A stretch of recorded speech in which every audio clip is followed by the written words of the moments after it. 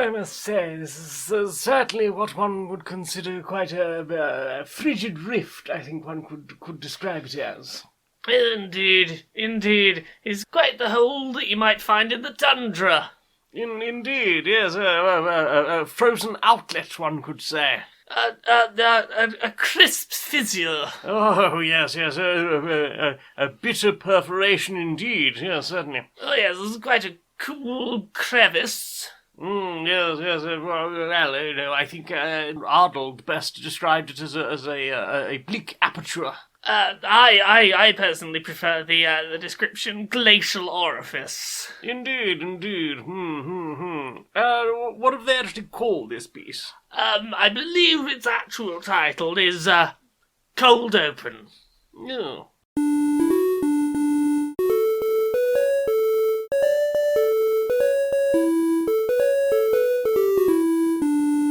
Greetings, strangers, queer and pleasant. I'm not Laura Kate Dale. And I'm not Jane Aerith Magnet, and welcome to another episode of Queer and Pleasant Strangers, that podcast where two queer trans ladies have a catch-up about our weeks and talk about what we've experienced and do some skits and voices and try and have a bit of a giggle. That's us. Are you playing that scary pull something out the ear video again? I was trying to find the questions for later. That's a better thing. We stumbled upon some not pleasant internet material just before recording. What they found in this person's ear will terrify you. So, how has your week been, Jane? It's been alright, pretty chill. We had some nice sitting down time.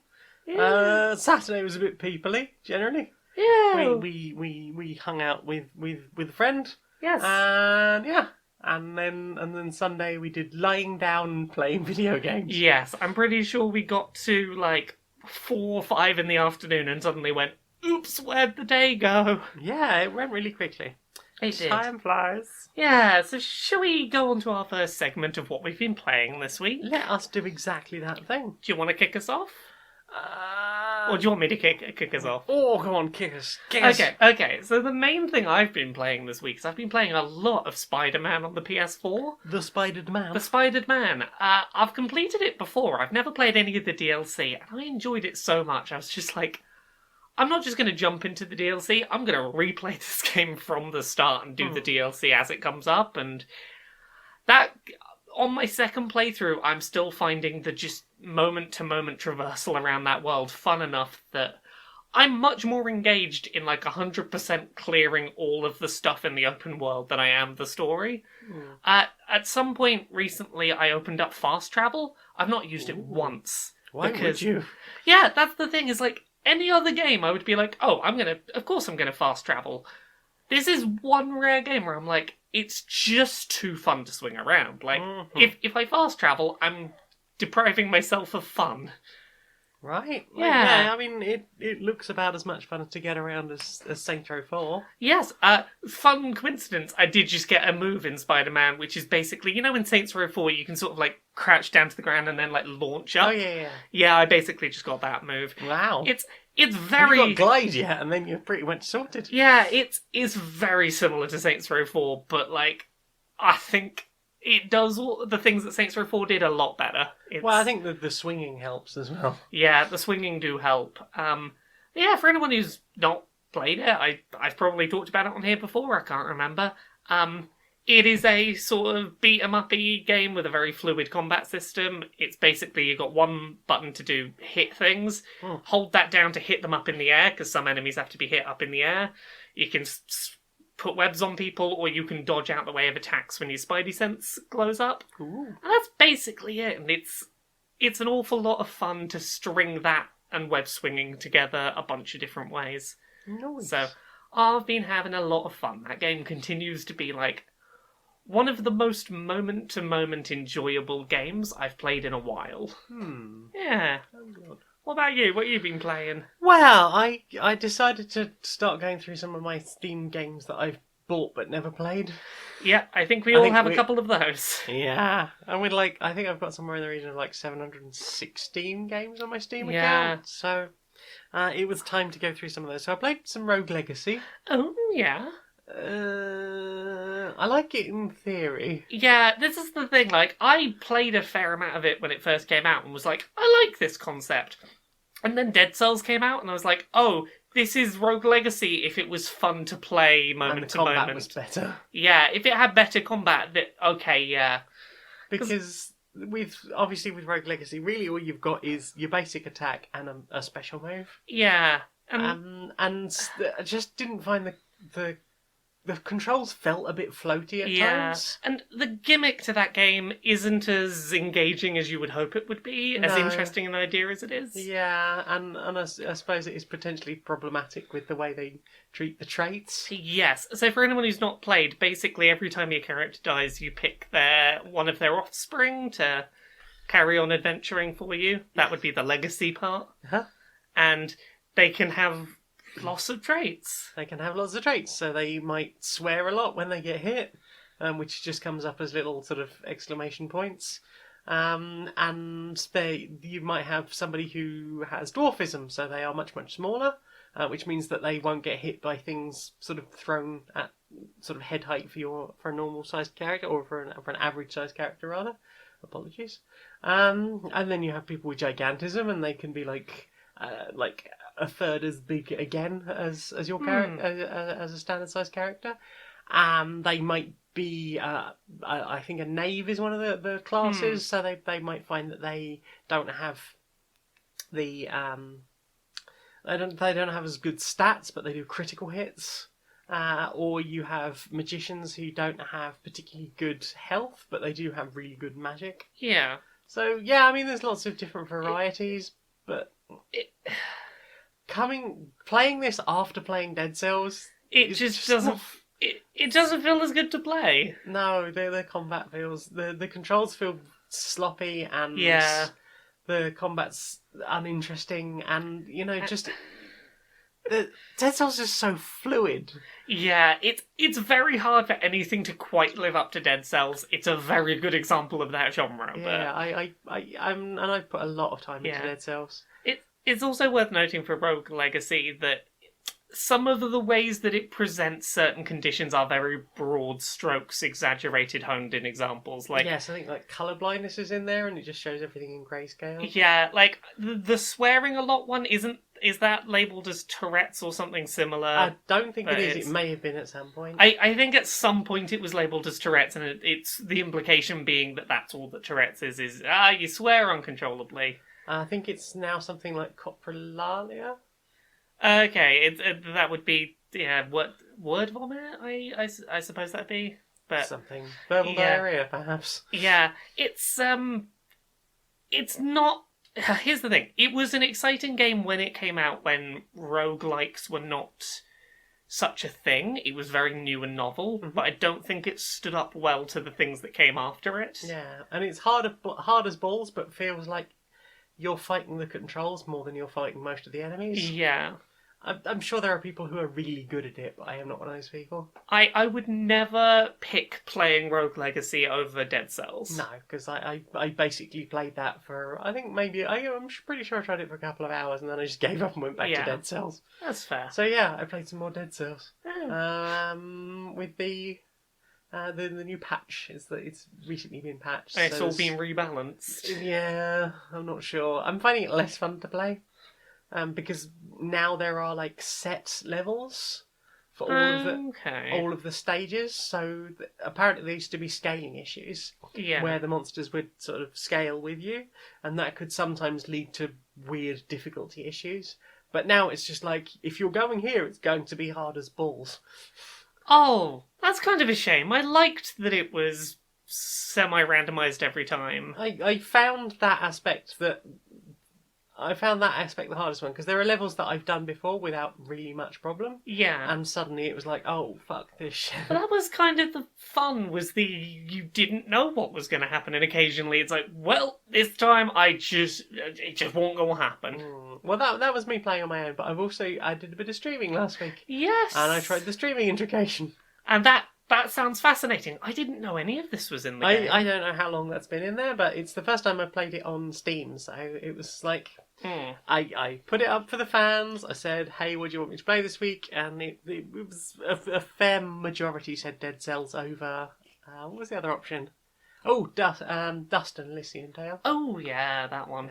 I'd love to go back because it's really pretty. Yeah, I would happily go back to that as well. Maybe we should play through it together. Ooh. So what else have you played? Actually, do we want to touch on what that streaming mode did? Because I thought that was really interesting. Before we move so on. the streaming mode, basically you attach it to your Twitch and it will pop things into chat for you. So it'll say, hey, if you want to be the person that helps out on this round, just put pick me, and it will randomly pick someone from the pick me list, and they will get to decide when you get to use your health potions, for example. They'll spam you with messages. They can spam you with messages. My people were very good. They kept it clean, and they were good. And I even got some awesome spider facts. Yeah. From my resident spider fact official. Yeah. But there's other things you can do, like between levels, you can mutate the next levels or the following levels. So you could add, do you remember those mushroom things? Yeah. They do a little zap and then it spikes the floor. Yeah. They can put them in, like, wherever. So they might appear on a random level entirely. Nice. They could make it so there's a poison fog, so you're constantly getting poisoned. They can make it dark, so some of the enemies are invisible. It's much harder. Yeah, it sounds it. But yeah, I still had fun with that. Yay. Yeah. Right, so things that I have played. What you do? I've started playing some of No More Heroes Travis Strikes Again. Ooh. Now, I can tell you why that name is so confusing to me, because there is Travis Strikes Again, I think is the game name, and then there is a sub-game within it called Travis Strikes Back. Oh. That's had me very confused. Oh, heckins. Yeah, so I played this at a preview event a while ago. It's not a mainline No More Heroes game, it's more of a top-down sort of beat-em-up adventure-y thing, and it's fun. It's really quite fun, like, top-down fighter mechanics. I think what's been a bit of a shame is that there's been very little variety in the game as it's gone on. Yeah. So one thing that was talked about a lot before the game came out was you were going to go to lots of different game worlds, and they were all going to be different genres of game, and the implication of that was that they would play slightly differently. Right. All we'd really seen in preview footage was this level called Electric Thunder Tiger, which was one of the 7 games, and it's like, okay, this is a really fun top-down beat-em-up. I wonder what the, let me think of a good example, what the murder mystery level is like, and you get to these other worlds, and it basically just switches the camera perspective and puts in some different assets and pretends it's a new genre of game, and you go and continue to beat stuff up in a sort of top-down perspective. Okay.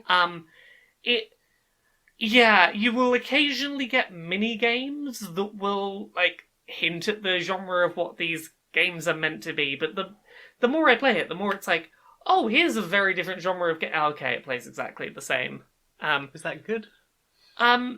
It's part of it is just setting my expectations right. Like, Yeah. with the first 2 No More Heroes games, they were games that, like, I started playing and I didn't want to play anything else. Just binge, and that was how I want to play them. This one, I very quickly realised, like, this is going to be a jump in for half an hour when I fancy top-down brawler, and then jump out. Jump in and out. Don't try and, like, blitz my way through it. Which I suppose makes sense, because they do seem to... They do that a lot with Switch, where you get games that really feel like they're designed for handheld. Yeah, like, this one in particular, I'm like, this does not feel like a console game, and it just... I think I'm going to start disliking it if I try and play too much of it at once. Yeah.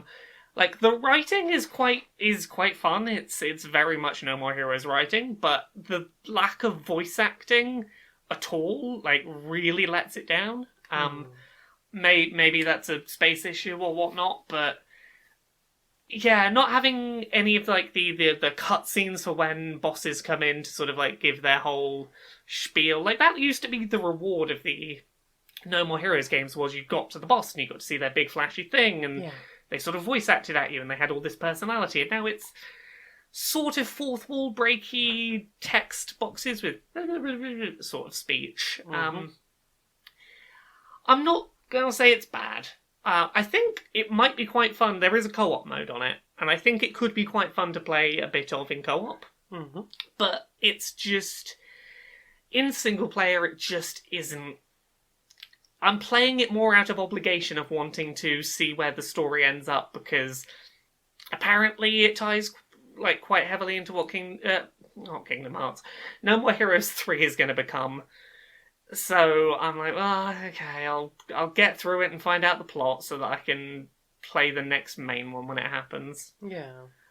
What about you? What else have you played? I have played one other thing. So have you got like a bunch? I have one other thing. Okay, well then, the other thing I played was Headlander.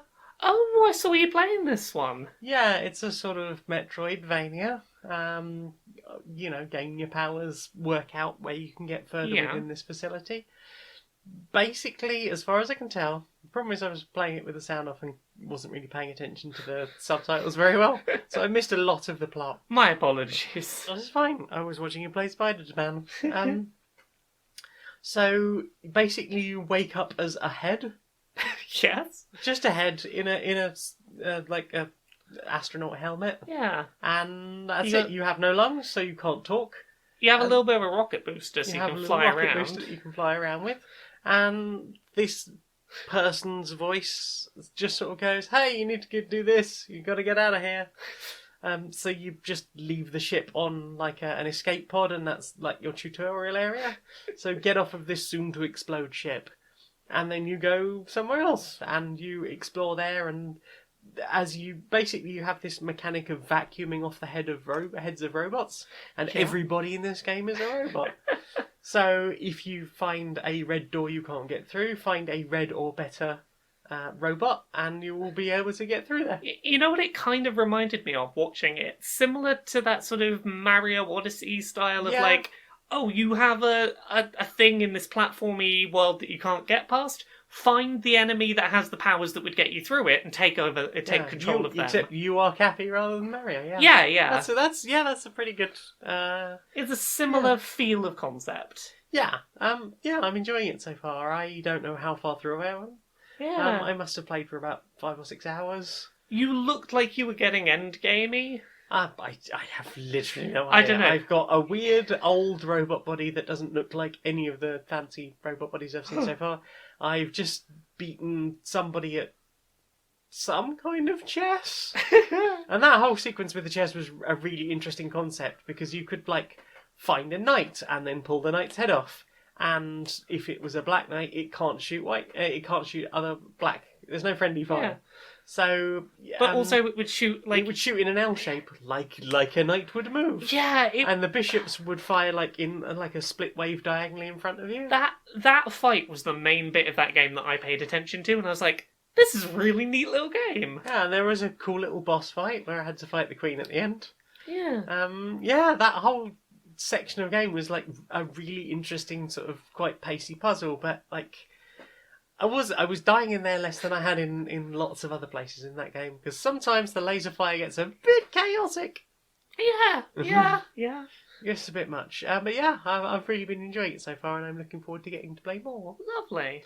Yeah, what else did you play? I've got one last thing that I've played. I've not put a huge amount of time into it yet, but I have started playing Kingdom Hearts 3. Yay! And...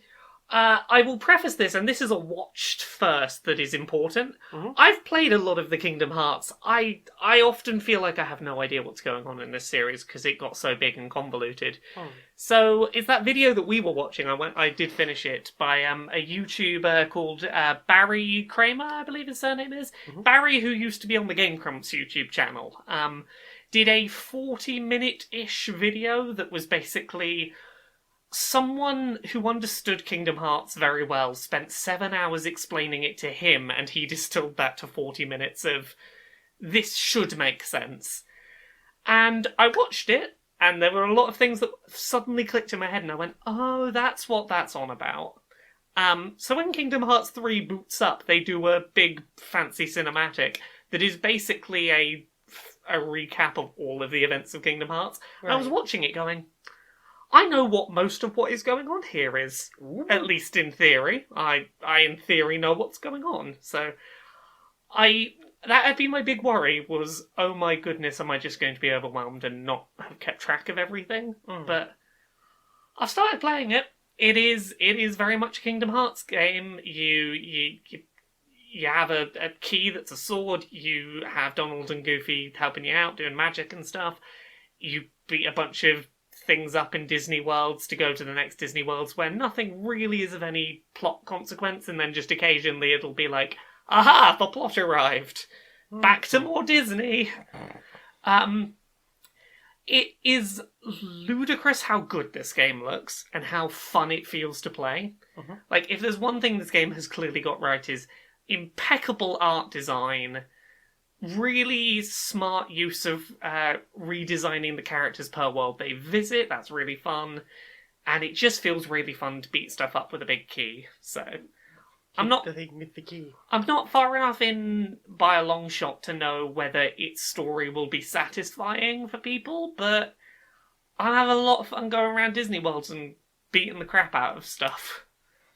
I think that's everything I've played. I have remembered one other thing that we played together. What did we play together? We played some Zelda 2 Adventure of Link. Oh yeah, we started on that, because We did. it's the one Zelda game that both of us were a bit like, on. And it's on the Switch now. So Yeah, it's on the that NES membership app thing. I didn't have to do anything to get started playing. Yeah, so we had a bit of a ropey start. We weren't entirely sure what was going on or what to do. Yeah, but I mean, there is a manual in it, so maybe we should have actually checked Yeah, that. But and that's the thing. Those games are designed to be played with manual in hand, and no one does that anymore. yeah, and I previously attempted to play on the GameCube Yeah. because I got the anniversary thing with like Ocarina and Mm. first one, second one, Ocarina and Majora's Mask and Master Quest. Yeah. I think it is.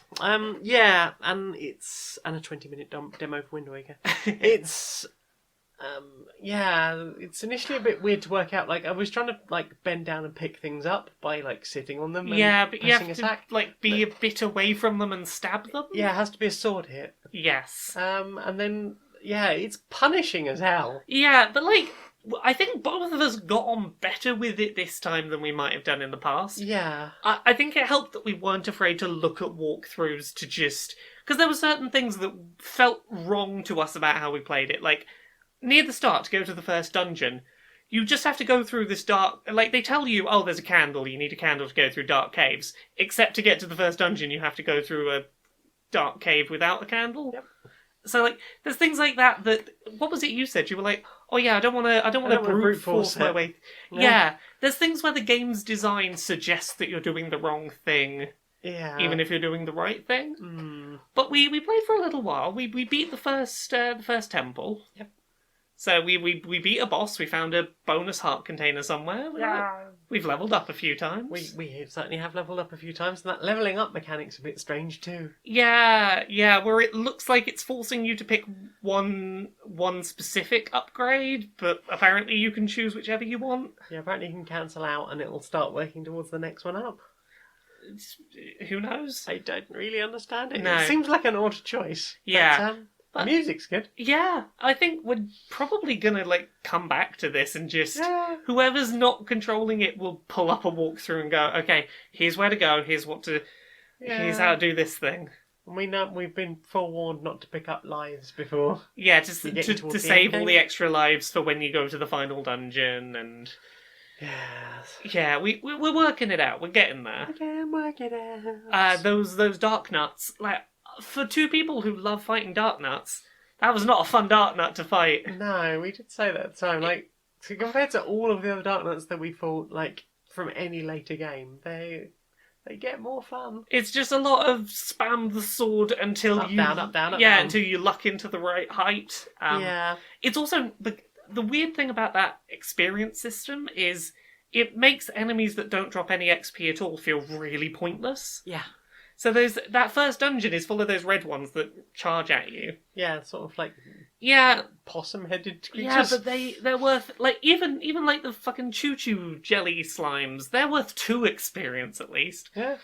Just make it 1 experience. Give me something for having beaten them. Oh, and there was that thing where all of my XP randomly vanished. Yeah.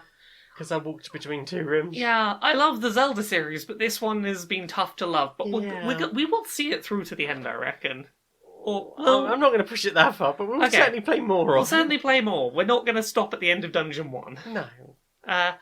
Is that everything we've played? That's definitely it this time. Well then, time for this. Do you find yourself in need of a holiday? Mm-hmm. Do you struggle with what to do when you're not working? I surely do. Have you tried Working Holiday? Ooh. It's just like a holiday, except you still kind of do work. This is great. I've taken loads of time off. I'm using my holiday allowance, but I'm just working from home, checking those emails off. Exactly. It's all the fun of still working, with the much needed requirement if you're getting a little extra sleep in the morning, that's all you really wanted the holiday for. I'm wearing my slippers while checking the Jefferson account. Fantastic! So, if you feel an incessant need to work to feel validated, but also could really do with like getting up at 11 and having a sausage sandwich before you start your shift, try Working Holiday. Yay. Had a terrible commute coming in this morning. Yeah, how was that then? Oh, I was trying to drive down the road, as I normally do. You take a right up the high street. Right. And I was stuck in a big old traffic jam. It was an absolute nightmare. Oh, that's not fun at all. These superhero types again, Oh. They were off trying to, I don't know, stop a bank being stolen or something, but they ended up dropping the bank slightly into the road, and one of the lanes of traffic was gotten rid of, so That's they not had bloody inconsiderate. exactly they had to put up those weird traffic lights so you can only go one lane at a time back and forth.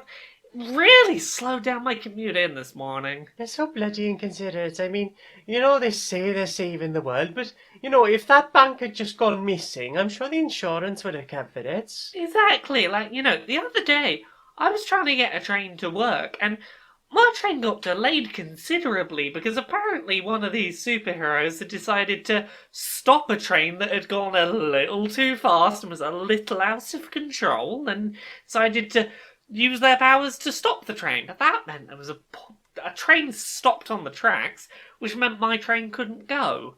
If they'd have just left it, careening onwards very quickly. Exactly, would have got to the end of the line. I'm sure a few thousand people would have died, but the point is... It would have been out of the way, and it wouldn't have been clogging up the line, stopping my train from going forward. Exactly. I know, these superheroes are so self-involved. So self-involved. Oh, goodness. I hope they do something about that big Mecha Godzilla, though, because we actually quite need them to fight the big Mecha Godzilla. So, what have you placed into your eye receptacles? Well, we watched a thing together. We finished watching Black Lightning Season 2. We did? Oh, shit. Oh, that show do cliffhangers. We did not realise that was the end of Season 2, and we were like, wait, there's no more episodes? No! Oh my god, no! Well, we cope. That show continues to be just incredibly well put together. A lot of the late season drama that was going on with that one particular character who came back to the good people's house was I'm invested in this particular story. Yeah. I'm still interested to see how the characters are sort of growing within their powers and stuff, and the wider world expanding out. Yeah, this show has kept up a really good pace of world building and development. We did have a giggle because for the first time in 2 seasons they explained to us how a power worked. We're like, Yeah, because usually it's been pretty much oh well, we're just going to use this power in the next fight, and you'll be like, and when did this happen? Yeah, it's Black Lightning now has electric vision. That's okay. That's yeah, the thing, sure, I'm sure. whatever. And this one was very much hey, we're going to talk through a power now. For the first time in 2 It seasons. felt odd because, every other show does it, but it felt weird because this show never does. Yeah, I mean, it made sense narratively in that moment. Yeah. Yeah. That's the thing, though. I really hope this show gets renewed for a 3rd season because, seriously, if you like superhero stuff... Even if you're not big on DC. Yeah, I generally don't get on well with DC. Same. And this was really good. Yeah. It was a mighty fine show. Mm-hmm. I would say it was better than some of the Marvel Netflix shows. Easily better than Iron Fist. Probably better than some parts of fucking Daredevil. It's been a real surprise hit, this one. Yeah, I really enjoyed it, and I'm glad I sort of randomly stumbled on it one weekend while you weren't here. Yeah. What about you? What have you been watching? I have watched a whole bunch of, well, as we mentioned earlier, Kingdom Hearts summaries. You've watched more than one, have you? Yeah, we watched 2, didn't we? Oh, yeah, we did. And we watched that Polygon one. We watched the Polygon one. Yes. We watched... Which was more comedy video than Kingdom Hearts Explainer, but it did teach me some things. There was a whole aha moment for you when you were like, oh, it does this! Yeah. Him laying everything out in like a physical graph and connecting it with string surprisingly helped. Yeah, the other one we watched was the Barry Kramer. Yes, this is the one I mentioned before. Yep. Barry There Kramer. was another one as well. Oh, did we watch A good enough summary of Kingdom Hearts. I'm sure there was another one I watched as well. There might have been another one, but that So many. 35-minute one by Barry Kramer was the one that made me feel somewhat prepared for Kingdom Hearts 3. Yeah, that was definitely your eureka moment, wasn't it? Yeah, like, I've been trying to work out, is there a quicker, easier way to explain that plot? And the best I can come up with was, back in the past there were 3 people who were really good at wielding the Keyblade. They all kind of got scattered to the wind, but they'll be back for Kingdom Hearts 3. Kingdom Hearts 1 has a trio of 3 friends who grow up on an island. They try and fight evil. One of them goes bad and angsty for a while, turns out to be good. During the events of that first game, one person temporarily doesn't have a body, and that splits off and creates another person, and that person ends up becoming back part of the original person later on, so don't worry about it too much.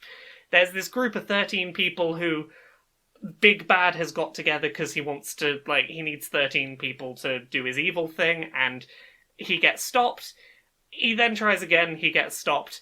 He makes 13 clones of himself to try and do it, he gets stopped. Kingdom Hearts 3, here we go. Sora still needs to work to get his Keyblade powers. You gotta go see a bunch of other Disney worlds. That dude is still trying to get 13 people to do his evil thing. Mickey may or may not have a shirt. Yeah, Mickey may or may not have a shirt. And thanks to Arachnovolt in my Discord for mentioning that video, because that was quite insightful. Yeah, so that's the quickest summary I can do of that plot. It's ludicrous and nonsense. Yeah, and apparently Jim's done a summary as well. Yeah, he has ish. Justin was saying on Twitter that is edited that whole video together, so that exists as well. So we may get a 40-odd minute Jim Sterling breakdown. I would like to see that. But here's the thing: no matter how nonsense that plot is, I do kind of love it. It's terrible, and I love it. Especially when all of the videos we've seen have basically said the Disney worlds are kind of meaningless. Oh, no, they are entirely. And I'm glad about that, because that means that 90% of Kingdom Hearts, even if it turns out I've misunderstood all of Kingdom Hearts' actual lore, yeah, I can still enjoy the 90% of the game, which is go to Disney World and beat stuff up. Oh, it's a Tron land. It's a Pirates of the Caribbean world. It's a Monsters Inc. world. Mm. Oh, I'm in Frozen Town. Yes. Yeah. Yes. The fact that you need a 40-minute video for someone who has played most of the games to understand what's happening is To be fair, at this point you probably played them sort of quite far apart. Yeah, it's like, I played them all, then watched a 40-minute video, and still was like, I maybe get it. I think I maybe possibly get it. So There's a lot of people with silly names and spiky hair in this game. Yes. Hmm. What else have you watched? Well, in the sort of comedy videos things, I've watched a whole bunch of Puffin Forest videos. Oh, that's the animated person what does D&D videos. Yeah, they're sort of simply animated D&D stories, and some of them are rather strange. Yeah. Including the Pokemon D&D one. Yes. I don't know if you've ever seen I that. have, yeah. The one what was the one we watched really recently? I'm trying to remember. But for anyone who's not seen the channel, it's more sort of animatic than animations. Yeah. It's a lot of simple, still images, but very nicely drawn ones, which he uses to just do long, rambling D&D stories that are really amusing. Yes. I'm very much a big fan. I can't find it. I don't think Okay. Anything Puffin Forest is worth watching. Yeah. That channel's just generally quite enjoyable. Mm-hmm. I've been watching a YouTube series that I've been quite enjoying for a while, and I went back and binged, and I really enjoy. So this is by the Game Grumps YouTube channel, and it is a series called 10-Minute Power Hour. Mm-hmm. And it's basically... It's the only sort of in front of the camera video series they do, and once a week they'll do a 10-minute long video where it's usually some kind of craft-based project, all a little bit silly. It might be make your own bath bombs, or who can make the biggest gingerbread house in a time limit, and it's all just them being a bit silly and trying to screw each other over while doing craft projects. It's just an enjoyable thing to watch. People occasionally struggling with very designed for children tasks, and it can be quite fun to watch. There's one I was watching today that was really enjoyable, which was them painting along with a Bob Ross video. Ooh. Which I know that Bob Ross is a thing that exists who teaches you to paint, and they ended up coming up with some really nice bits of art. They didn't look like his, but they looked enough like all the techniques had clearly done something, and they made some nice art. Nice. There was a bit of the video that made me it was very sweet. Danny at one point realised he'd accidentally drawn a trans pride flag and got very happy about it. I was like, oh, yay. Accidental Yeah, allyship. well, it was to do with having to do pink in the middle and blue above and below for some of the sunset or something, and he was just like, he recognised the trans flag that he had drawn and got happy about it, and that made me happy. Yay! Mm-hmm. So yeah, 10-minute power hour. It's just silly, light-hearted fun. Nice. I'll see you watched. What else have I watched? Well, I watched... I fucking lost it again. It's in here somewhere. It is in here somewhere. I watched Zbashu on YouTube, a video called Goblins That Stole a Deck of Many Things. Ah. And it is a D&D story about 3 goblins who steal a deck of many things and attempt to escape Waterdeep with it. So at one point one of the goblins dies, so a player takes over one of the watch, trying to track them down. Oh. They used Roll20 with basically a fog of war. Oh, that's interesting. And sort of moving NPC tokens around. Yeah. And it's this whole story about the goblins trying to escape with a deck of many things. And for anyone wondering, yes, cards get pulled. Hooray! I mean, how could you not have a deck of many things story in that cards game? You can't not use a deck of many things. Yeah, apparently they just start pulling cards out at one point. Which is dangerous. Yeah. Potentially world-ending. Yes. What else? Have you got any others? The only other thing I've watched, and I do this periodically anyway because I just like this as a time capsule for stuff, I rewatched some old E3 press conferences. Ooh. Because I occasionally do this. It's the same reason that, I think I talked about it on this show a while back. I went and listened to old gaming podcasts. Mm-hmm. I just like looking back in time at how very big moments in video games were presented ahead of them happening versus how they're perceived with years of hindsight. Right. So yeah, I just went and found some random, particularly big E3 moments and watched them to see how they were handled. Like the Xbox One S. Yes. One of the ones I did rewatch was the Sony press conference after the Xbox One first got announced. Or it might not have been a E3 conference, but it was the Sony conference where they did here's how you share games on PS4, and it's just someone handing someone a disc. And that fucking mic drop they did, I was like, that was a hell of a move. Have you watched anything else? No, that is all that I have watched. Well then, time for this. Laura, we've got a new sponsor! Another one? Another one! They've just beat down our door, I assure you. Tell me about our new sponsor, because I know nothing about what's going on here. You know nothing? Well... I know nothing. Tell me about the sponsor. This week's sponsor is SharkInfested.com. Tell me about SharkInfested.com. Have you ever, at 4 o'clock in the morning, got the munchies really, really, really badly and just thought, I want something, but I don't want to prepare it myself? If only someone could come to my house that I didn't have to talk to. I could just order everything over the internet. I don't have to worry about the thing, but also there's voice commands if you're having trouble with the keyboard. Do you want custard delivered to you with dippy bits? Yes! Things I can dip in custard, yes! You get custard in various sizes and dippy bits. They could be biscuits, they could be cakey bits, they could be chocolate bars. Is there various types of custard? Could I get, like, chocolate You custard? can get chocolate custard, you can get strawberry custard, you can get vanilla custard, you can get, like, that really, really cheap bird's custard, like the really, like, just noxiously yellow stuff. You can get a really fancy creme anglaise. Crème anglaise. Yeah, you can get all sorts of custard. That is sharkinfested.com. So if you head over there now and you click on the big microphone button and type in the code QNPS52, you can get 4% off your first order. Your first order of custard from Shark Infested. Shark Infested custard. Inside the boardroom of Electronic Actisoft works. Hi.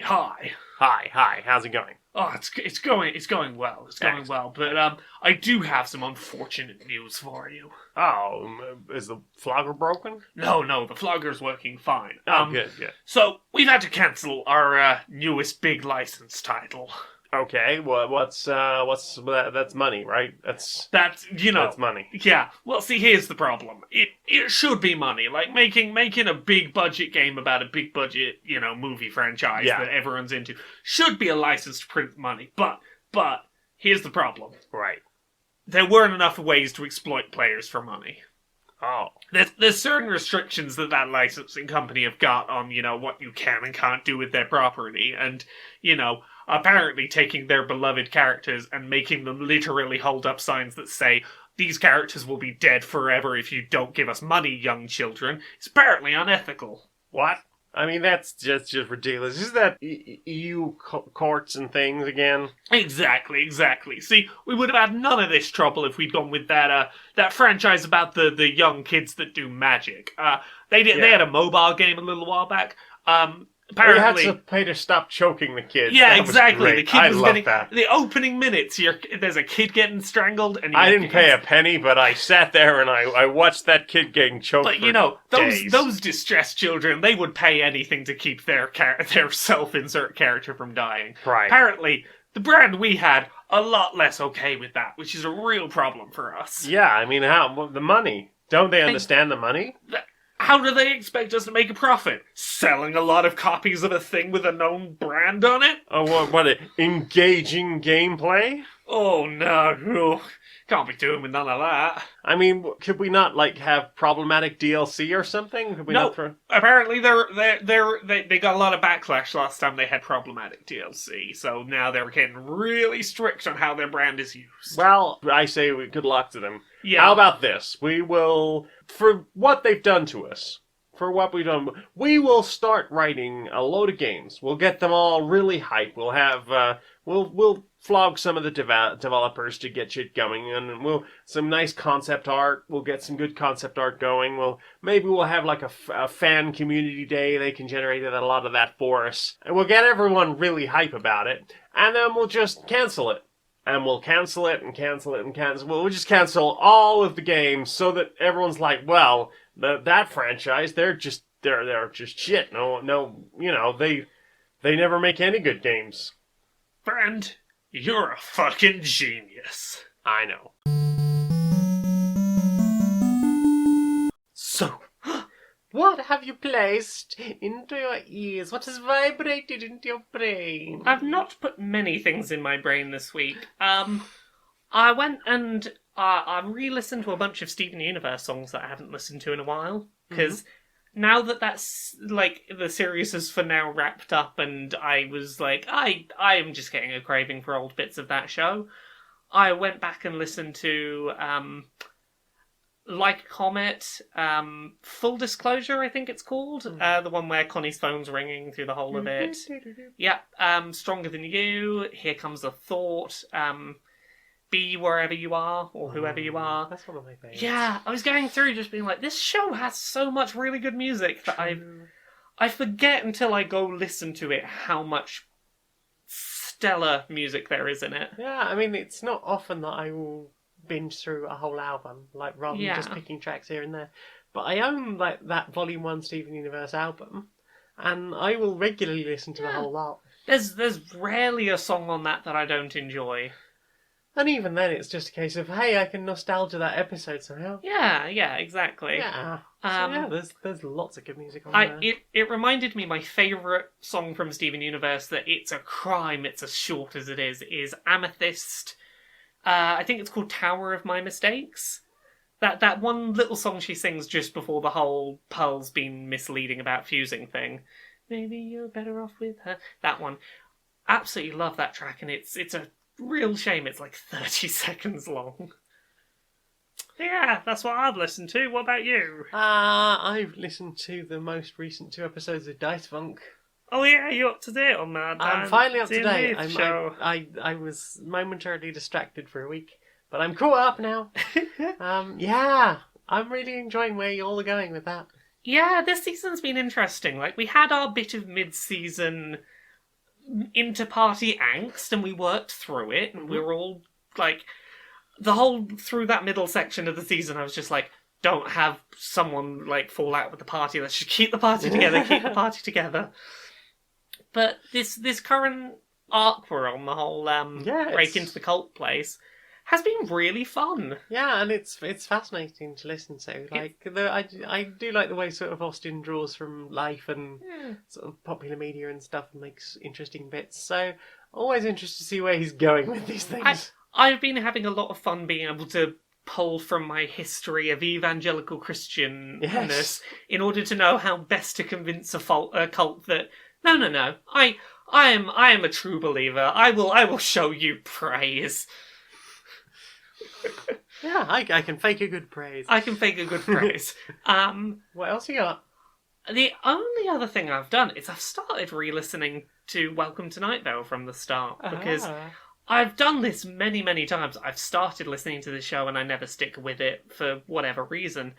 I've started listening from the beginning, and once again, the beginning of that show is still very solid, and I hope I will get to a point where I'm hearing things that are new, rather than just refreshing myself on lore that I already know. But maybe this will be the time. I hope so. It'd be very nice if it was. At some point, I would like to try that again. It's one of the few things I know I can't listen to on like double speed to try and rush through. Yeah. Because you have to really appreciate the voice. Maybe we could put it on before bed some evenings. Yeah. That might be a nice like settle down into bed program. For the most part, very calming. Yeah. What about you? What else have you listened to? Well, we listened to something together. We listened to Eric Satie, Gymnopode #1. I hope I pronounced that correctly. Yes, that's that one that last week I mentioned a track that I was like, oh, it's got a bit of classical-y piano behind it. And it was that. That was the track. That was the track. Yeah. It's a very nice That's good. track. You were saying it's quite contemporary for a classical piece. Yeah, I think it's like 1880s, I think. Yeah, it's like under 200 years old. Yeah. And the other thing people were saying, somebody was mentioning about how it was basically classical ambient music. Yeah. And it does really have a sort of ambient vibe to it. Yeah, it makes sense why it was ending up in that ambient mix that I was listening to. Why the devil we not? Yeah, is that everything? You got any others? No, that's me done. We listened to a track, What If God Smoked Cannabis? Ah, Because we remember that from the 90s. suddenly I'm 15 again. I thought I was so edgy. I think we all did it. Being like, ha, it's a song and it mentions drugs and it also mentions God and I'm pretending to be with my church friends, but I'm actually where people being naughty. Oh no! Oh no, you're doing big naughty notes. I'm doing a big naughty note. I was a rebel child. Rebel. I listened to the Dream Theater album, Metropolis Part 2. Ooh. I've not listened to Dream Theater in a while. I've never listened to Dream Theater before. Because the person that I knew that was really into it when I was first moving out of home was, she was a pianist. Okay. Her life was basically piano. Yeah. So she would practice for 3 hours a day, and apart from her job. And if we ever went anywhere that had a piano, she would play something epic and long. When we went to Reading Festival together in '98, and she ended up, we went into this amazing music shop they had with some really quite stunning electric pianos, like nicely weighted keys, Yeah. and like a full keyboard length. It was an incredible piece of technology. And she sat down and played Toccata and Fugue from start to finish from memory. Well. Basically, everything about her was piano, piano, piano, and the only thing she ever said about Dream Theater was their keyboardist is really good. So I'd assumed it was going to be sort of classically something, but there's a lot more to it. There is a good arrangement of instruments in there and vocals. I quite like the sound of their vocalist. I've not had a chance to look up the lyrics yet, so I can't tell you much about that aspect of things. But overall, I quite enjoyed my experience with that track. Yeah.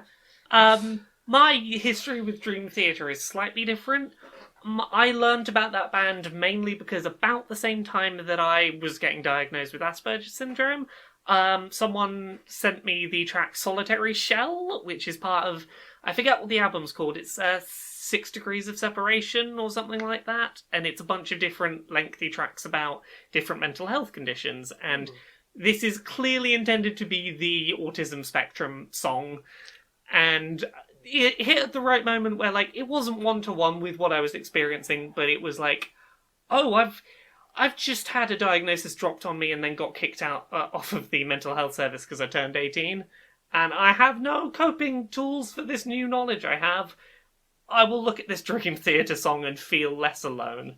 So that's my history with Dream Theater.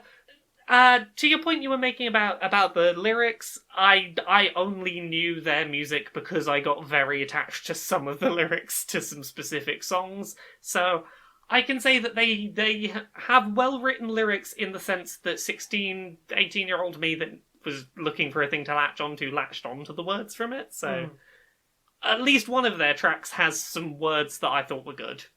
But yeah, tell us about this album. It's nice. I can't really tell you a lot about it. I don't really do the musical reviews. But yeah, it's got some nice guitars. It has, in fact, got some nice piano in it. And I do like that vocalist sounds. It's the first bit of Dream Theater I've really encountered. Yeah. So you can blame that unidentified caller for that one.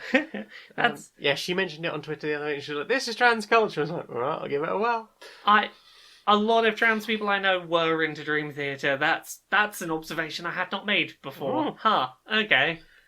I will at some point send you a couple of Dream Theater tracks that I think you might get on alright with. I would be interested to try more of that. Yeah. You listen to anything else this week? That is it.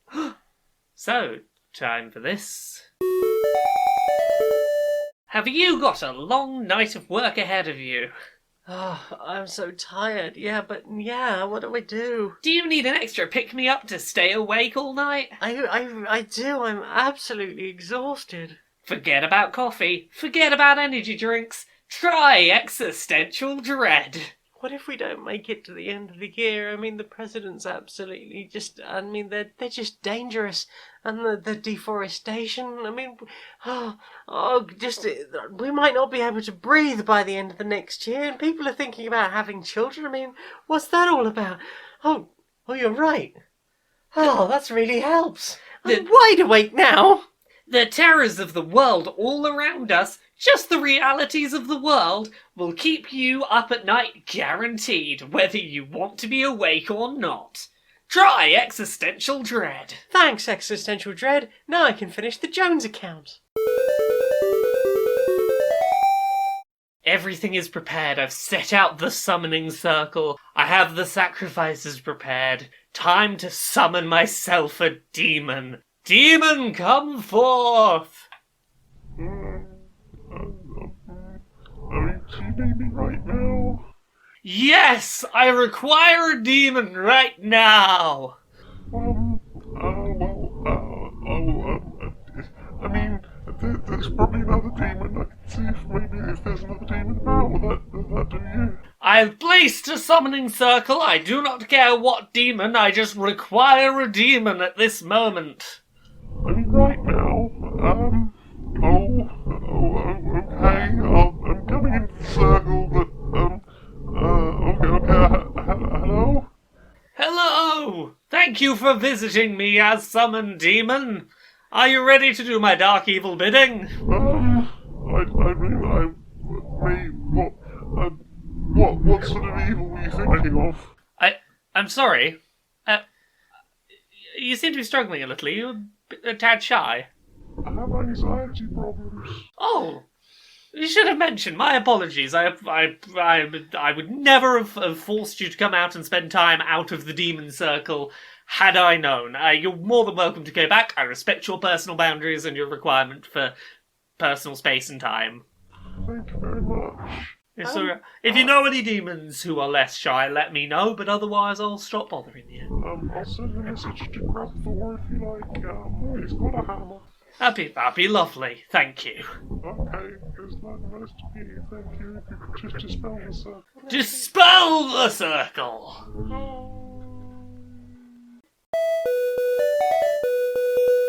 Question time. Time for questions. What's the questions?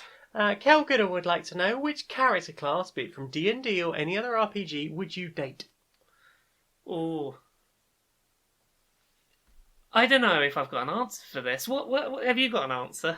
You're kind of a bard, aren't you? I guess. Yeah. You do things with your words. I like bards because there's a lot of ways bard can be interpreted. It might being like you, being a funny person with words, could be interpreted as a bard if that was Comedy bard. Yeah, you could be a comedy word bard, And you can be a righty word bard. Yeah, exactly. Bard is just like creative type, Yeah. and I like creatives. Yeah. I don't really do the violence, so Yeah. and if I happen to be a guitar-y, musical-y type bard, also music is good in life. Yeah. Having magic would be cool. I can certainly see times magic would be useful, but I'll stick with my bard. Yeah. Yeah. Yeah. Bard life. It's a bard, not life. Lucy Nevins would like to know, what is the strangest song you've ever enjoyed? Strangest song I've ever enjoyed. Have you got one for this? This is a... Yeah, I think I would have to really seriously sit down and think about it. The one that springs instantly to mind is Neil Innes, Urban Spaceman. And it's a song about the fact that he'd heard the term urban spaces quite a lot. Yeah. And it's like, well, if there are urban spaces, there must be urban spacemen. And the video for it is particularly bizarre because it's clearly really old blue screen. It's somebody in like a jacket and waistcoat with a top hat, but they've got no face. Huh. They're wearing like the gloves. They're sort of driving around and going through life. They go home and get up in the morning. They shave at one point. It's quite bizarre. Yeah, and it's like, I'm the urban spaceman, baby. I've got style. What? What does that even mean? And then at the end, it's like, what is it? I'm the urban spaceman, baby, and here's the twist. I don't exist. Well. Okay. Okay, I mean, that probably counts as the strangest track.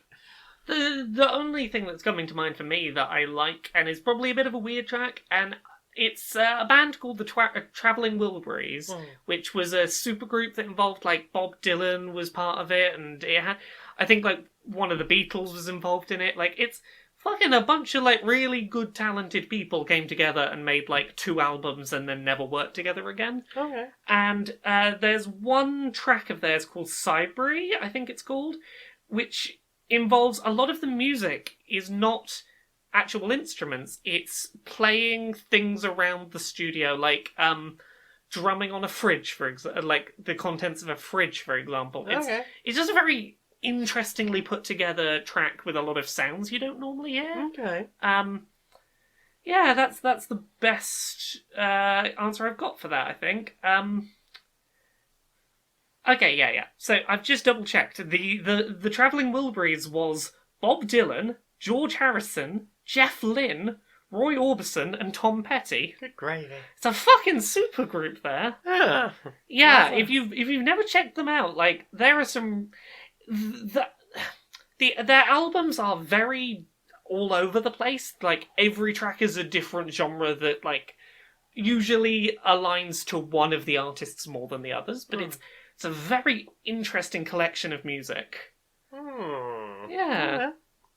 Interesting. Gabor Sipalevsky would like to know, noted ultra-masculine bread scientist, Douche V, claims that female butts are a conspiracy to turn straight cis men gay.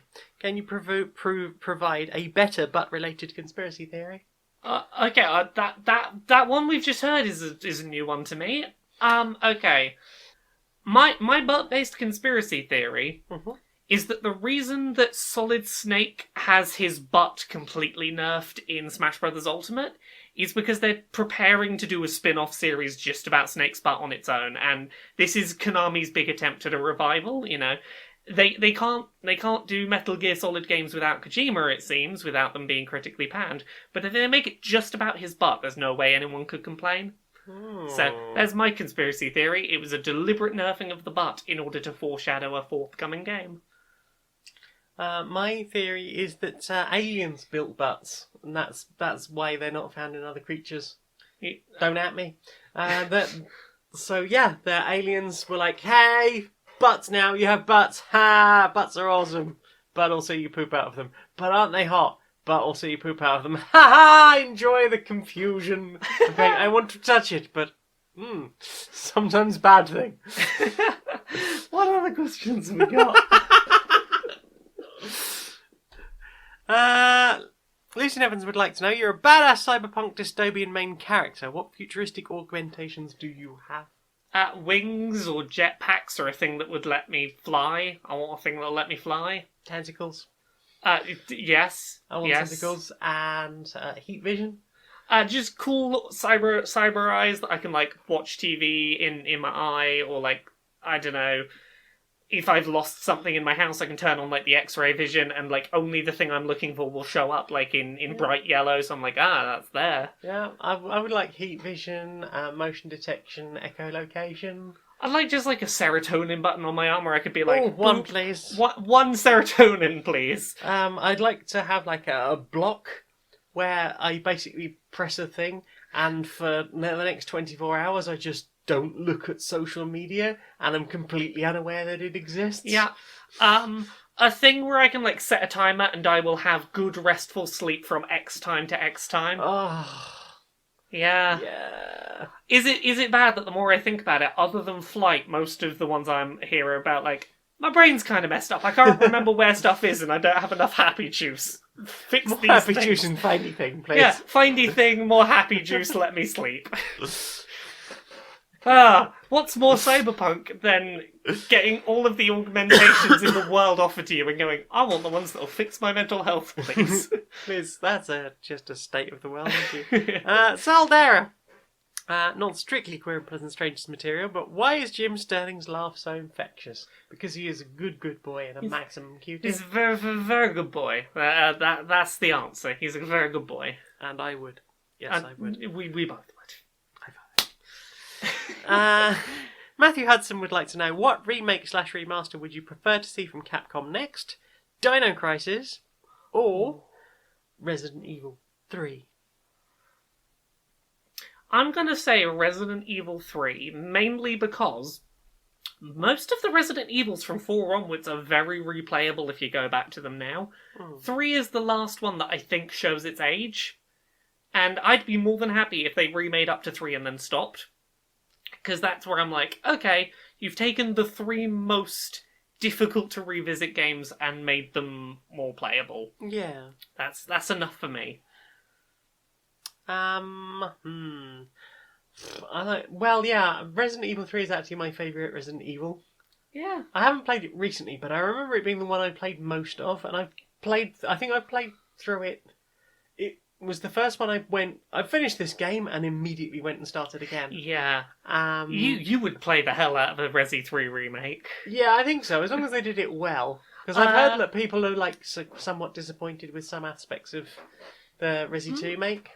Overwhelmingly, everyone I've seen has been really positive about it. Like, there are some nitpicky complaints that you can make, like switching from fixed camera angles to a full 3D camera removes a couple of the jump scares of like when you would move from one screen to another and suddenly zombie is there.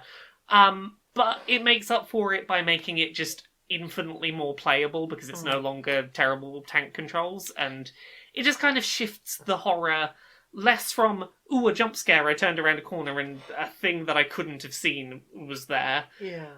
But it puts it more on, I have limited resources and these things are relentless, and how am I going to get out of here? But I think, I can't remember if it was later Resident Evils or the later Silent Hills, there was an option of turning off tank controls.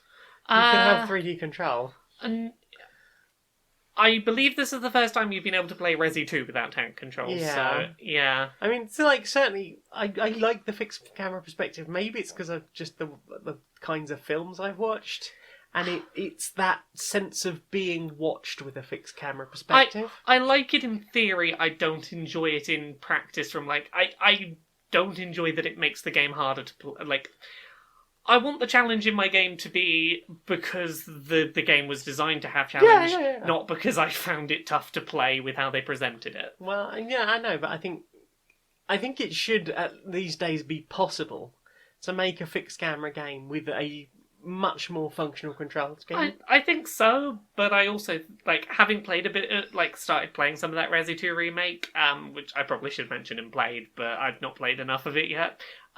It controls very well, and it still has the spirit of Resi 2, so, like, if that team remade Resi 3, I feel like you would at least be like, oh yeah, this is sort of what I did. Yeah, this was good. The only other real sort of big argument I've heard against it was the fact that the scenarios are a bit weird. Like, something to do with... I mean, I was never a big fan of 2 anyway. I played it through once. Only once, so I've only seen, like, scenario A of Leon, I think. Yeah. But apparently there's some weirdness with how scenario A, scenario B works. Because they don't quite fit together anymore. I've not played enough to know on that one, but Kotaku UK's resident person for Resident Evil has been very happy with the RE2 remake, so I've generally been like, it seems like they did a pretty good job. I would also like to see Dino Crisis, although I've only played Dino Crisis 2. I did enjoy that. I've enjoyed Dino Crisis when I've played it, but Resi 3 remake would be nice. Also, people like Code Veronica, and that's one of the other sort of not great to play ones. Yeah. Maybe Code Veronica X would be an interesting one if they ever chose to do I'm that. very happy with them just remaking everything before 4. 0? 0 was I alright. don't really remember 0. Yeah. I remember sort of vaguely liking it, but not being very good at it. Yeah. Yeah. Have you got any others? That's it for me. Oh no, it's questions. Yeah, it's questions, yeah. It confused me there, Jay. I was distracted by the fact that we'd sort of moved vaguely back into video game talk. Arachnovolts, who gave us the video earlier. Have you ever, either of you, tried to learn a new language, and if so, how did it go? I tried to learn French, and the only thing that stuck in my head is Je ne comprends pas le français. Tu parles anglais, s'il vous plaît? And that's all that stuck in my head. We've been trying to learn BSL together. We've learned BSL. Well, some BSL together. We can do basic things like I can finger spell stuff. I can figure stuff. I know that Glasgow is G and then a punch. I like BSL. I think if I ever stick with a language, BSL is going to be it. Definitely, and there's less arguments about pronunciation. Yes, because I did years of like middle school, high school French, and just I never, none of it ever really stuck in very well. Yes, I think because as a child I didn't really have enough of interest. Yeah. And the one time they took us to France, the French people that I spoke to were really mean about my pronunciation. And it really put me off. I've recently sort of discovered about how it is that there is this whole cultural thing of being very proud of the language. Yeah. And they're like that to each other as well. Yes, but it really throws you off when you're a teenager trying your best and oops. They just angrily sort of speak to you in English. Yeah.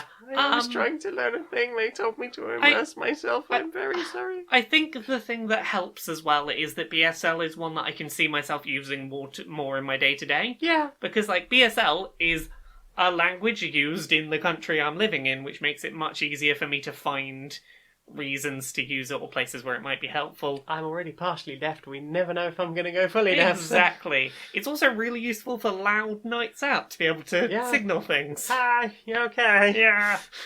That doesn't work on an audio medium, but... Trust us, we did the BSL for that. Another question. What are your thoughts on Nia from Supergirl? She's an openly trans woman played by who's played Nicole Maines, who is also a trans woman in real life.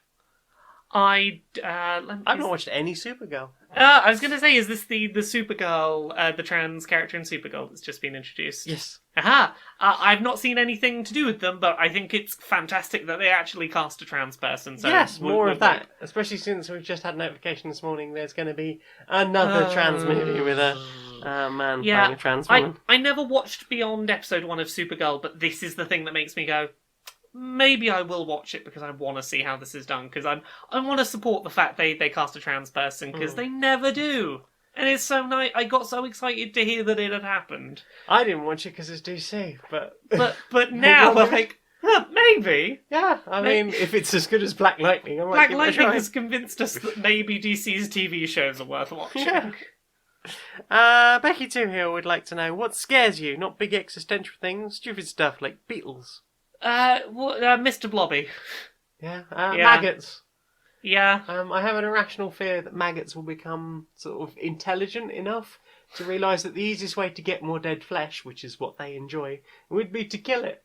So they would just go into a corpse, eat out all the insides, and then pilot the skin suit around murdering people so that they can spread it, all being controlled by brain maggots that live in the head bit of the body that they're piloting around. I realise it's a bit much.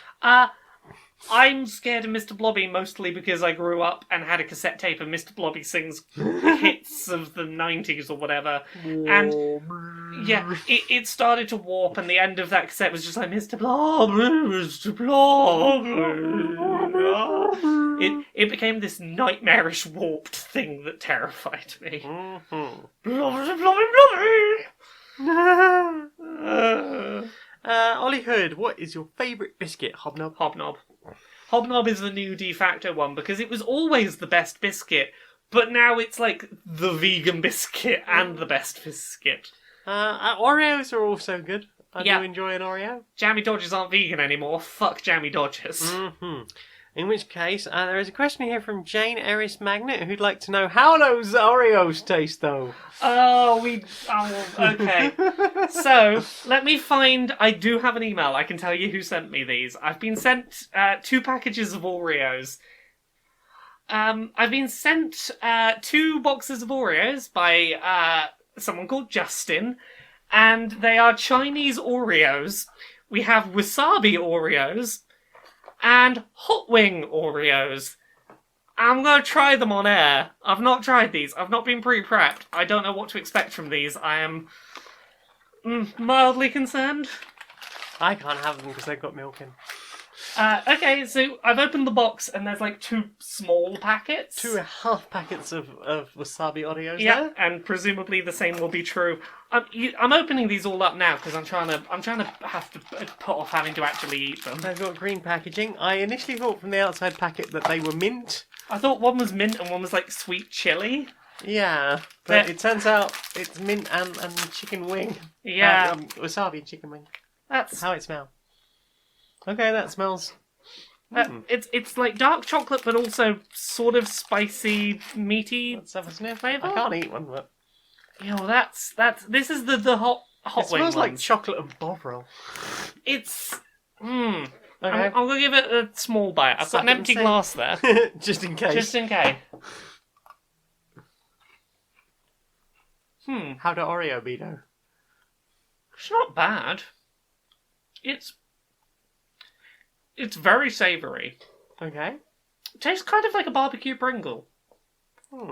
Like, the flavours just don't go together. The chocolate does not mesh with the but it's a very strong barbecue flavour. So it's it's a standard Oreo biscuit, but only the cream is different.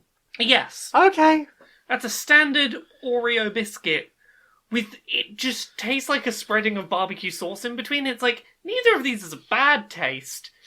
They're just, these tastes weren't designed to go together. Is it because you're supposed to sort of twist them in half, then lick the middle bit off, and then dip them in Even if barbecue you- sauce or something? It's just, yeah, those 2 flavours just don't go together properly. No. Okay. Well, there we go. So that's a thing I've tried. I've had one of those now. Let's try one of the other ones. So Wasabi. I've been told the wasabi of the two flavors is apparently the one that works better.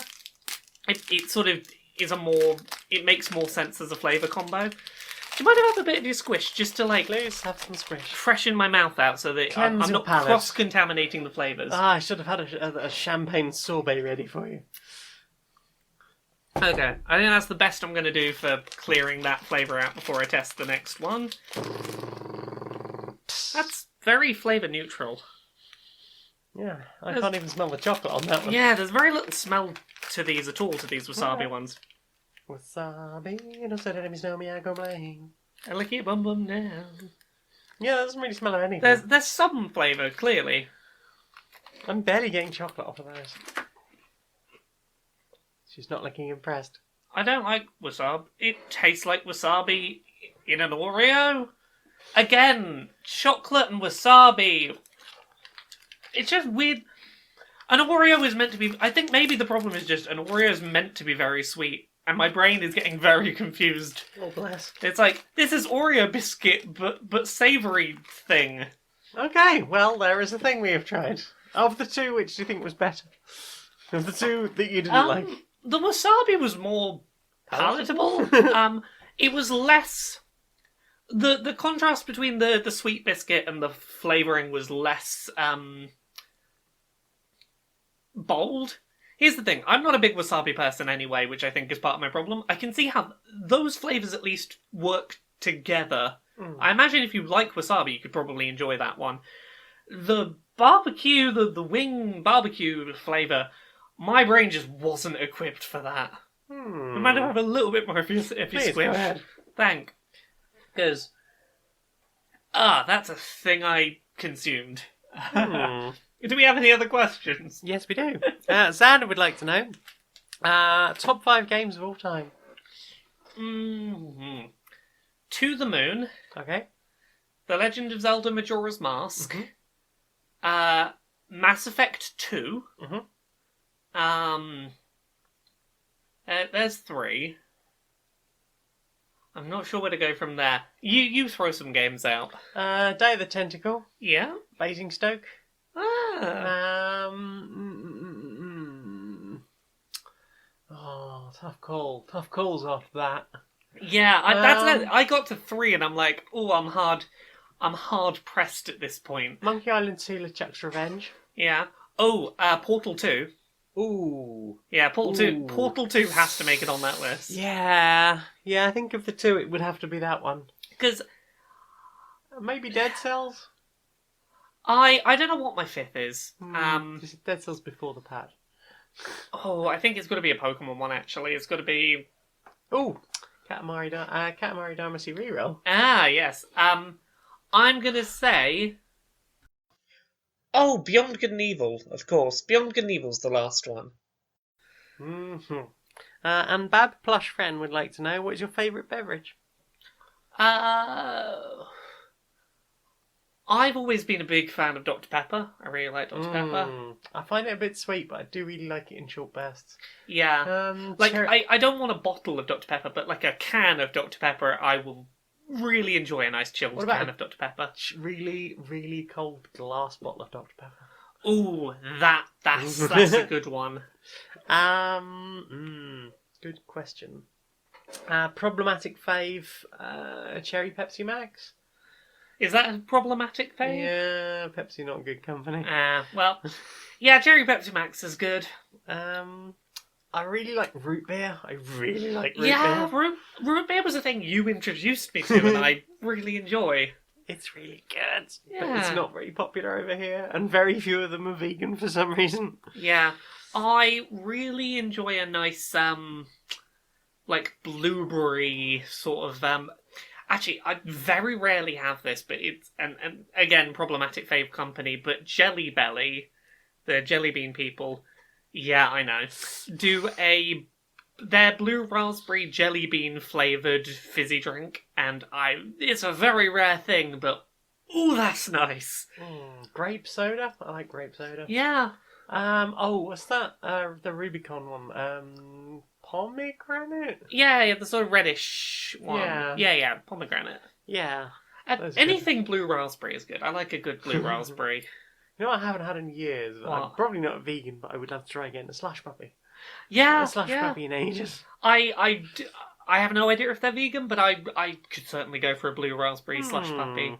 I think they do them in the Excel Centre. I saw them in Robert Dyer's as well. Like you can buy like a slushy machine, proper slush puppy Well, machine. when we go to MCM next, Macam- I will check whether they're vegan, and if so, we will get some. Yay! And then we'll put vodka in them. Maggie J. Evans would like to know, what would your movesets be in Smash Brothers if you were characters? Unique sets, not your me figures. Most of my moves would be curl up and cry because there's too much violence happening around me and I'm scared of getting hit. So a lot of them would just be like, please don't hurt me. Oh, I will do protect. That'd be a lot of my moves. I am not built for fighting. It's okay. I will do a protect. I will defend against with you. I will defend you using my poi. My special move, my final smash, will be that I'll write a very scathing review of the other fighters so that they feel very bad about themselves and You'll leave. say mean things about their butt. Yeah, exactly. Because you know all about the butts. I know all about the butts. Yeah, I guess I'd spin poi and do poi stuff and poi related things, which could be quite interesting. Lewis von Pierce would like to know what's your favourite comedy show and or comedian. I think mine's got to be Bo Burnham. I really enjoy his combination of like song-based comedy, but then also he can get very real. I like how we combine those two. I don't know. I've not really. I stopped sort of. I suppose my favourite comedian's probably Bethany Black. Yeah, that was going to be my other choice. I was going to say Bethany Black's very good. Comedy show, I can't really think of one. I used to like lots of comedy. But every time I've gone back to them in the last couple of years, I've gone, Yeah. oh, this is awful. Oh, this is awful as well. Yeah. Oh, that's awful. Yeah, I'll say Bo Burnham Make Happy is probably my favourite, like, start to finish comedy show. I'm Scared would like to know what's made you want to start making the podcast. The thing that started it for me was, it's not the name of the show that we started with, but I had a thing where I was like, this is a really good name. I want to make a show with this name.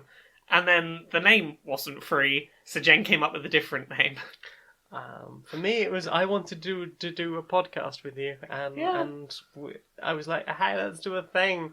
I wanted an excuse to make things. I wanted to make something with you.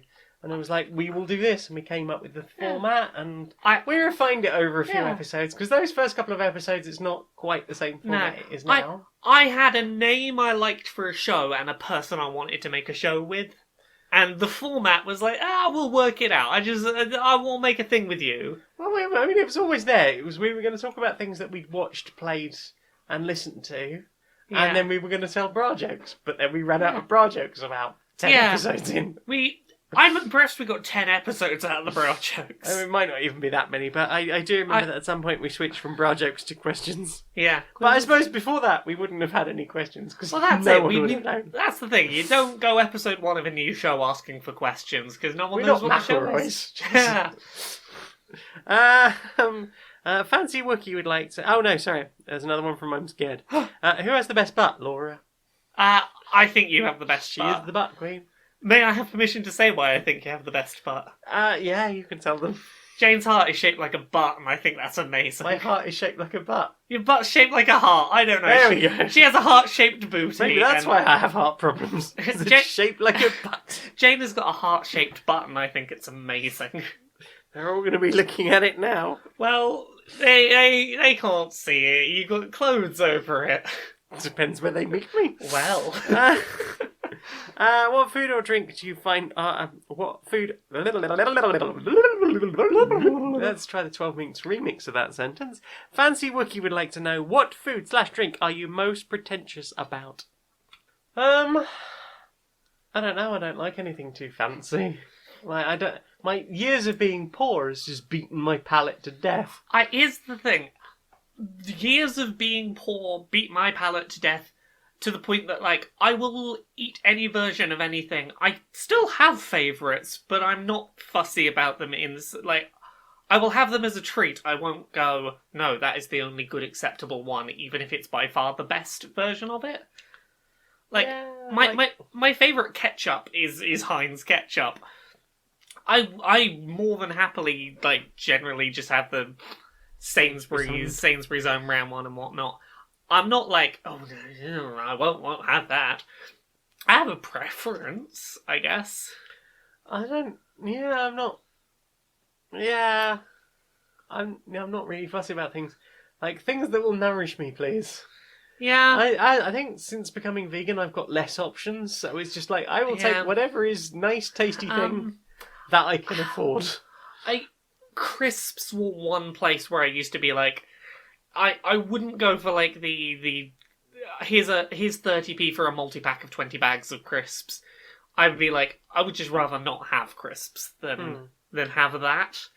Because like cheap, flavourless crisps, it's like, it's this flavour, it's like, no, bloody well isn't. That's one where I'm like, no, I'm not even gonna bother. Salt and boredom flavour. Tricky would like to know, what's your favourite Deltarune fan theory? I like the theory that Toby Fox just has no intention to make the rest of that game and just put it out to confuse the fuck out of everyone. I don't think it's a real thing, but I like the idea of it. I like it in the same way that I liked the theory that that Frog Fractions 2 was never going to get developed, and that the game was trying to find Frog Fractions 2 was the game itself. Like, I like the theory of like, ha! I did this, and now you have lots of questions and no answers. Ha! Nice. I like that theory. I don't think it's real by any shot, but I've not played or really dealt with any Deltarune stuff. I didn't get on well with Undertale, so I haven't really engaged with the community. I like the music. Yeah. Being a bit more serious about Deltarune theories, there's a whole, like, mild spoilers for Deltarune. Skip ahead like a minute if you don't want to hear anything about how that ends. The bit at the end where the character rips their heart out and throws it in a cage, I really like the theory that is them wresting control back from you, because the whole theme of the game is about not having control. And the theory that the player character has had no control during this adventure because you've been controlling them, and them throwing this heart in the cage is them being like, nope, I'm having my control back. I don't want you player controlling me. I like that theory. That sounds like a good theory. Yeah. The game theory. Ian Burnham would like to know, have you ever seen Transformers bots? And if so, what would you be?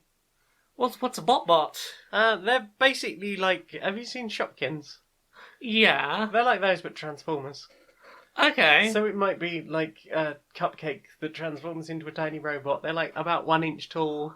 Ooh. PVC Transformers. What? Just the way you slightly move tiny Lego Laura. I'll be like a little game cartridge, so maybe like a little, be like a little Switch cartridge, and then you can transform me into a little robot of me. Oh, that'd be awesome. Yeah, and then when I need to hide, I can just hide inside the cartridge slot on the Switch. No one will find me. Then I will be the Switch. Yeah, Well. I'll transform into a Switch, and you can hide in me. Well.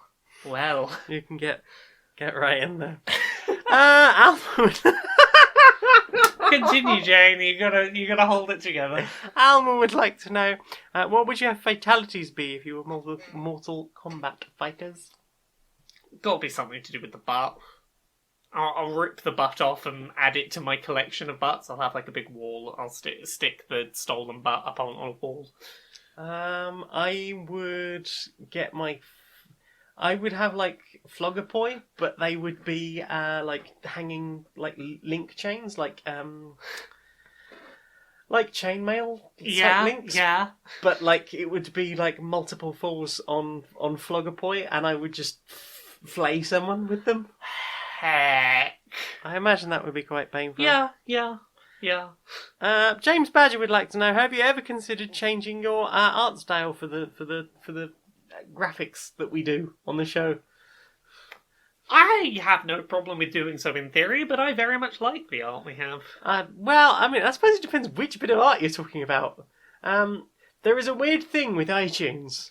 Yeah, so yeah. When we first started the show, they asked us for some random art, so I gave them some random art. And it was like something I knocked together in about 5 minutes in an emergency, because I think we were moving house at the time. Yeah, we wanted to get it sorted before the move. Yeah, because I think the show had already been up a while, and we were just getting the part of the RSS feeds. Because people had asked about an iTunes link, so we got it. It went up the same night with that sort of quickly thrown together bit of art. About a month later, I updated it, and if you look on iTunes, it shows you the updated art. But if you go on some of the aggregator sites, it seems to show you the one I threw together in about 5 minutes, which is a rainbow swirl with Danny the Monkey logo over the top of it. So if they're talking about that, we've already done it. I've already updated it. If you're talking about the other ones, we went through. I think I made something like 15 different bits of art, and you sort of yayed or nayed which ones you liked. Yeah, that's the thing is we've got one that we like, and I know that there are some creators who will sort of refresh their stuff, their art stuff every now and then, but we found a thing first attempt that we were really happy with, and we're just like, yeah. We actually found something fifth attempt. Okay, that is the you get what I mean. odd version. I think if we came up with another thing, I think we would I've got prefer other to do. ideas, Yeah, but, I think we'd prefer something we did ourselves because this is, it's our project, it's our thing. But I don't think either of us would be opposed to changing any of the art if we found an idea we liked. I mean, I've gotten some ideas. It's a case of sitting down with like a proper desk or something and designing it, because designing on a trackpad on a laptop, not great. If you ever want to borrow this computer, maybe that is an option. I've got a graphics tablet somewhere, but I've never really got very into using it. Yeah. It doesn't have like all the whizzy things where you can just like draw straight on the screen or like type back or anything when you want to undo stuff, so it's a little bit fiddly in that respect. Yeah. I think it's a Wacom Bamboo. Okay. That I a got. Wobbalooba, a whack on bamboo. That's the one. It is in fact tooty and also fruity. Yeah, I mean, I've got some ideas. I've drawn some like little chibi-asses in little. I keep drawing you in a bunny kigurumi. I'm very okay with that. It looks very cute. And me in a rabbit. And me in a cat kigurumi. Animals. We'll find one in the end. I will work through my brain and work out the thing to do. And it's all in there somewhere. I probably just had a bit too much shitty. That is all of the questions. Do you know what I want to see more of? What do you want to see more of? Browser Justice Warriors.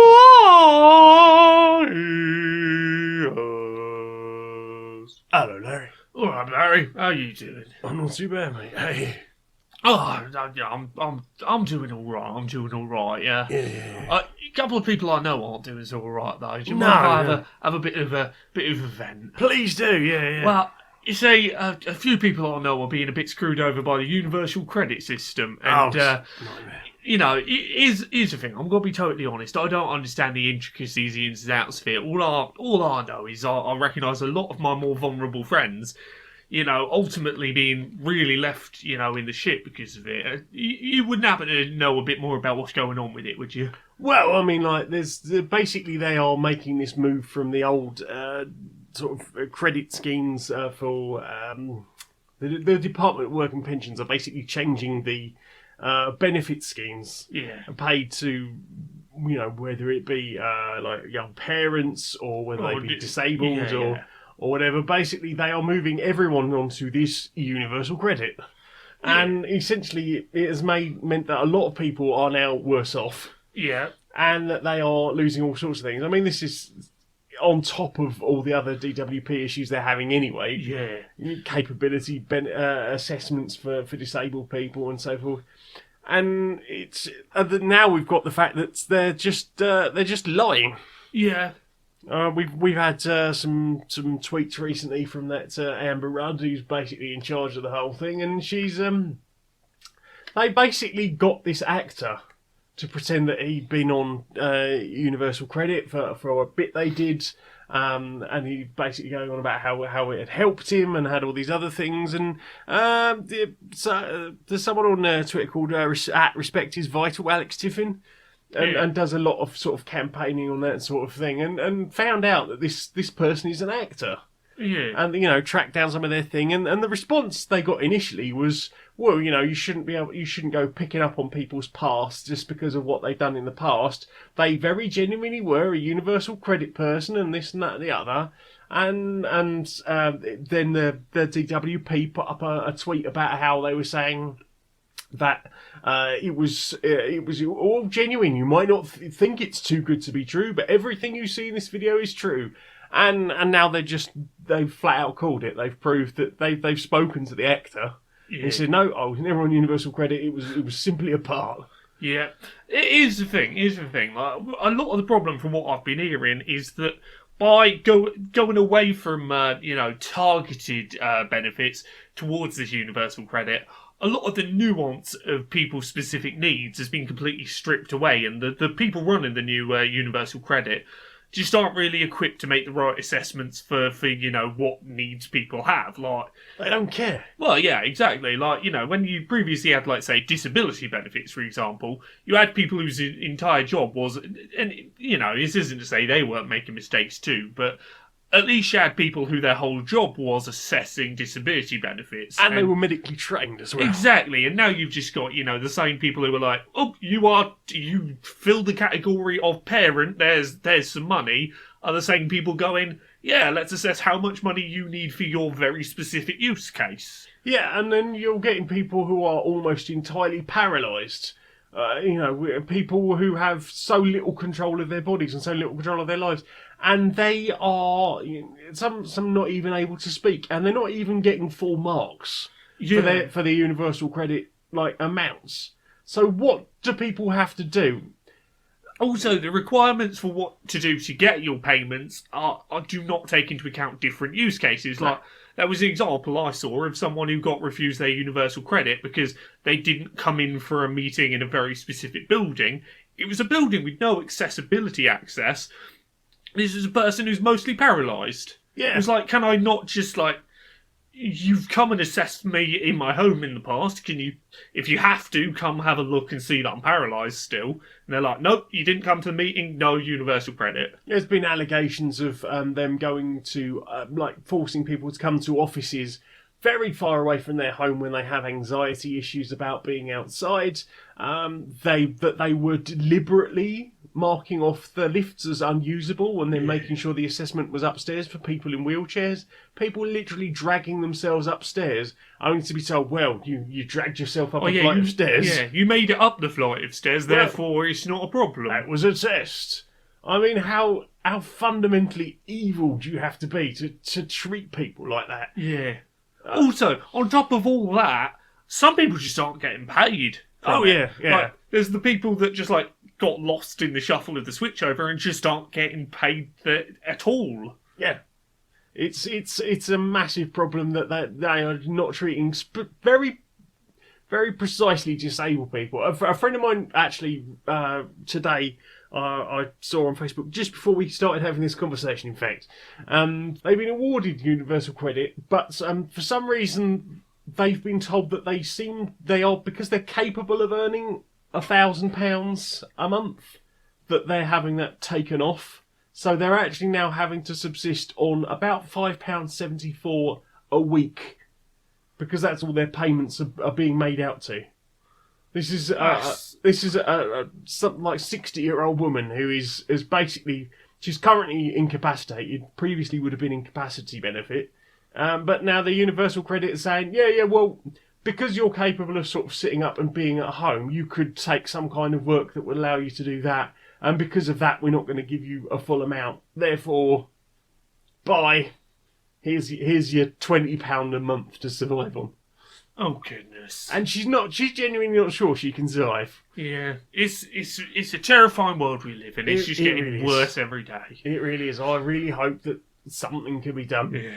I don't know what that something is, but if people smarter than me have some ideas, I will certainly help to support that in any way I can. Right, Shall can you have that? Please, yeah, mate. Always need these hugs. Definitely. In a world this dark. It is very dark, yeah. Dark. I mean, it's night time. Yeah, but I'm also say it's night night time. It's emotionally dark. Yeah, exactly. You know what. I know what you mean. Yeah. Right. Oh. That was a good hug, mate. Yeah. Shall I pop the kettle on? Yeah, we'll have a cup of tea. Yeah. So, Laura, Yes. where can we find you on the internet, darling? You can find me at Laura K Buzz pretty much everywhere. Laura K Buzz on Twitter, Twitch, YouTube. You can find me Monday to Friday 9 to 5 at kotaku.co.uk. You can find my books on the internet.